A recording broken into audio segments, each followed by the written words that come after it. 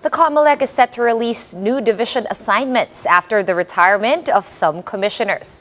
Let's get out to Greg Gregorio, who is in Manila, for more details. Hi, Greg. Good afternoon.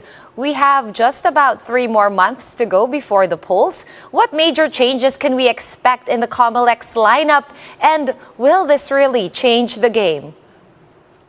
Yeah, Sean, as we are moving closer to the day of the elections in May, the Commission on Elections has recently confirmed that Commissioner Socorro Inting is now designated as acting chair of the commission, and then the 4-member on bank has implemented a reshuffle among memberships in the division. Commissioner Aimee Ferolino remains at the COMELEC First Division, but Commissioner Socorro Inting is now the presiding commissioner of the First Division.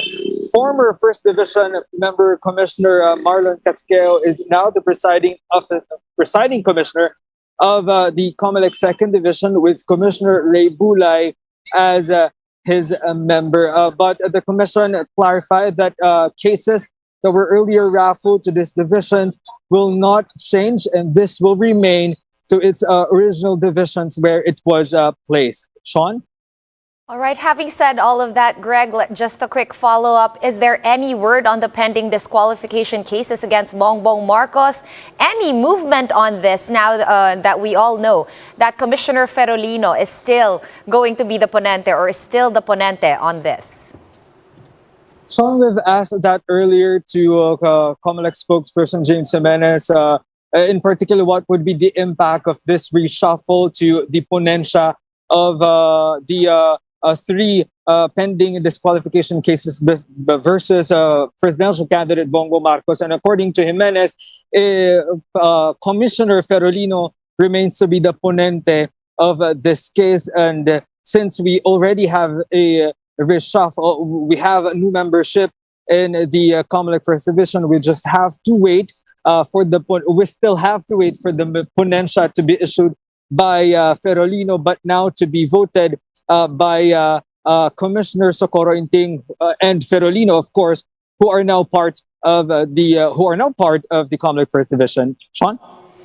All right. Now, is there anything new on the COMELEC's position on the use of government resources such as vehicles during the official campaign period? This is, of course, stemming from that photo or video going around of the unit team of Bongbong Marcos and Sara Duterte using a government vehicle supposedly taken a day before the start of the official period for campaigning. Yes, Sean, after this photo that we are talking about became viral in social media, the Commission on Elections has already coordinated or clarified with the Civil Service Commission on how the government sources may be used in the amid the campaign period. And earlier today, COMELEC spokesperson James Jimenez said the COMELEC and the CSC have agreed that government resources may not be used by any elected officers or officials amid the campaign period. And for example, this government vehicle, which is a red plate vehicle, as we are seeing being used by presidential candidate Bongbong Marcos, cannot be used in the middle of this campaign period. COMELEC spokesperson James Jimenez clarified, though, that as per this photo or video is concerned, if this was taken prior to, or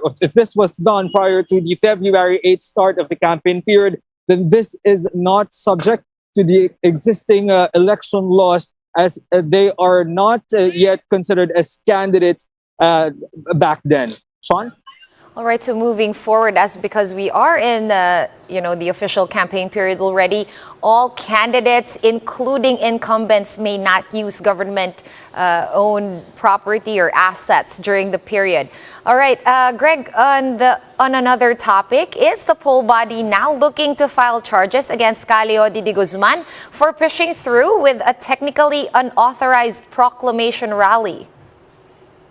So, according to COMELEC spokesperson James Jimenez, there are no formal complaints against the proclamation rally held by Kaliod last Tuesday, despite of having no permit from the COMELEC campaign committee. And with this, spokesperson James Jimenez said they will just coordinate with the camp of Kaliod and secure his commitment for the compliance on the existing guidelines or rules of the COMELEC for the in-person campaign amid this COVID-19 pandemic. Jimenez also highlighted that these rules are in place for the welfare of not just the candidates, but also the supporters of these candidates, because as we all know, COVID-19 pandemic is still ongoing. Sean?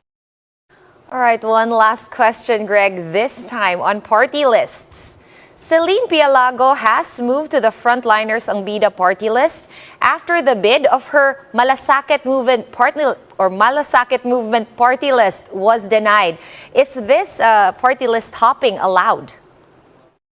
Sean, first, the filing of nominees of the party of each party list has lapsed on last October 1 to October 8, and the substitution and withdrawal has also lapsed on November 15. When we've asked this particular transfer of Celine Pialago from Malasakit Movement to Frontliners ang Bida party list, COMELEC spokesperson James Jimenez said he would have to check with the commission if Celine Pialago indeed taken legal steps for this transfer, because according to Jimenez, he can't say just yet if this particular transfer of Pialago is not allowed or violation of the rule, because Jimenez also said that in the past there are individuals who are who have taken steps to maintain or to remain in the race despite having their party list in jeopardy. Sean?